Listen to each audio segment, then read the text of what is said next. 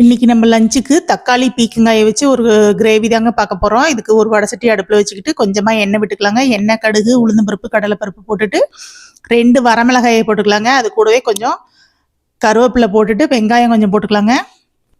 எல்லாம் லேசாக வணங்கினதுக்கப்புறம் பீக்கங்காயை இந்த மாதிரி வெட்டி வச்சுருக்கோங்க. நம்ம சதுரஞ்சதுரமாக வெட்டி வச்சுருக்கோம்.